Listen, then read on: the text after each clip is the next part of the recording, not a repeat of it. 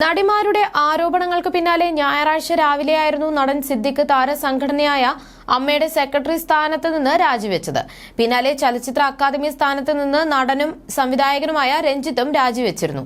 പിന്നാലെ വലിയ ചർച്ചകൾക്കാണ് ഈ അനുഭവം തിരികൊളുത്തിയത്. തനിക്കെതിരെ നടി ഉയർത്തിയ ആരോപണത്തിന്റെ വെളിച്ചത്തിലാണ് രാജിയെന്നാണ് സിദ്ദിഖ് മാധ്യമങ്ങളോട് പറഞ്ഞത്. തനിക്കെതിരായ ആരോപണം ഗൗരവമുള്ളതാണ്, അത് സംഘടനയ്ക്ക് മോശമാണെന്നുമുള്ളതുകൊണ്ട് രാജിവെക്കുന്നു എന്നാണ് മോഹൻലാലിന് നൽകിയ രാജിക്കത്തിൽ സിദ്ദിഖ് പറഞ്ഞത്. ഈ രാജിക്കത്ത് സിദ്ദിഖ് അമ്മയുടെ ഔദ്യോഗിക വാട്സ്ആപ്പ് ഗ്രൂപ്പിൽ ഇട്ടിട്ടുമുണ്ട്. എന്നാൽ അമ്മ പ്രസിഡന്റ് മോഹൻലാൽ ഇക്കാര്യങ്ങളിലെല്ലാം മൗനം പാലിക്കുകയാണ്. ഈ വേളയിൽ നടൻ ഷമ്മി തിലകന്റെ വാക്കുകളാണ് സോഷ്യൽ മീഡിയയിൽ വൈറലായി മാറിക്കൊണ്ടിരിക്കുന്നത്. മോഹൻലാലിന് പ്രതികരണശേഷി നഷ്ടപ്പെട്ടുവെന്നാണ് ഷമ്മി തിലകൻ പറയുന്നത്. വിവാദങ്ങളിൽ മോഹൻലാൽ മറുപടി പറയുമോ എന്നും തനിക്ക് സംശയമുണ്ടെന്നും ഷമ്മി തിലകൻ പറഞ്ഞു. മാധ്യമങ്ങളോട് സംസാരിക്കവെയായിരുന്നു അദ്ദേഹത്തിന്റെ പ്രതികരണം. ഉപ്പു തിന്നവൻ വെള്ളം കുടിച്ചേ പറ്റൂ, അത് ആരായാലും. ഞാനടക്കം ഭയത്തോടെയാണ് ജീവിക്കുന്നത്. ഹേമ കമ്മിറ്റിയാണ് പവർ ഗ്രൂപ്പ് എന്ന വാക്ക് ഉപയോഗിച്ചത്.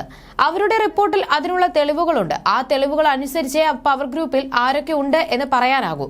ഉടയേണ്ട വിഗ്രഹങ്ങൾ ഉടയണം. വിശ്വാസവഞ്ചന കാണിച്ച വിഗ്രഹങ്ങൾ ഉടച്ചു കളയണം. സിദ്ദിഖിന്റെ രാജി കാവ്യനീതിയാണെന്ന് തോന്നുന്നില്ല, എന്നാൽ എന്റെ അച്ഛന് അങ്ങനെ തോന്നുന്നുണ്ടാകാമെന്നും ഷമ്മി തിലകൻ പറഞ്ഞത്.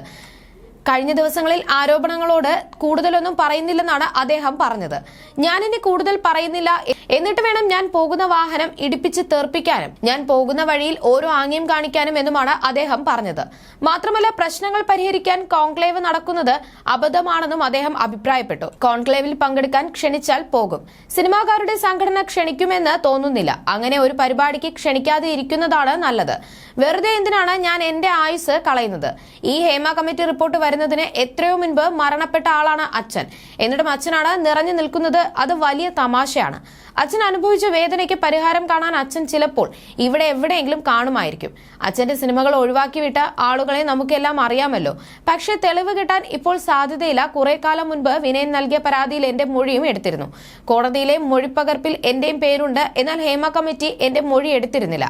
അതിന്റെ കാരണം എനിക്കറിയില്ല. ഇനി ഞാൻ പ്രതിസ്ഥാനത്താണോ എന്നും അറിയില്ലല്ലോ. ചിലപ്പോൾ അതുകൊണ്ടാകാം ഹേമ കമ്മിറ്റി എന്റെ മൊഴി എടുക്കാത്തത് എന്നും ഷമ്മി തിലകൻ പറഞ്ഞിരുന്നു. അതേസമയം ഹേമ കമ്മിറ്റി റിപ്പോർട്ട് പുറത്തു വന്നതിന് പിന്നാലെയാണ് ബംഗാളി ശ്രീലേഖ മിത്ര രഞ്ജിത്തിനെതിരെ പരാതി ഉന്നയിച്ചത്. മമ്മൂട്ടി ചിത്രമായ പാലേരി മാണിക്യം ഒരു പാതിര കൊലപാതകത്തിന്റെ കഥയിൽ അഭിനയിക്കാൻ വന്നപ്പോഴാണ് തനിക്ക് രഞ്ജിത്തിൽ നിന്നും മോശം അനുഭവം ഉണ്ടായതെന്ന് നടി പറഞ്ഞു. സിദ്ദിഖിന്റെ സുഖമറിയാതെ എന്ന സിനിമയുടെ പ്രിവ്യൂവിന് ശേഷം തിരുവനന്തപുരത്ത് മസ്കറ്റ് ഹോട്ടലിൽ വെച്ചാണ് മോശം അനുഭവം ഉണ്ടായതെന്നാണ് രേവതി സമ്പത്ത് പറഞ്ഞത്. അന്ന് എനിക്ക് 21 വയസ്സാണ്, മോളെ എന്ന് വിളിച്ചാണ് സമീപിച്ചത്. ഒരിക്കലും ഇദ്ദേഹം ഇങ്ങനെ പെരുമാറുമെന്ന് കരുതിയതേയില്ല. അവിടെ വെച്ചാണ് ലൈംഗികമായി എന്നെ പീഡിപ്പിക്കുന്നതെന്നും നടി പറഞ്ഞിരുന്നു.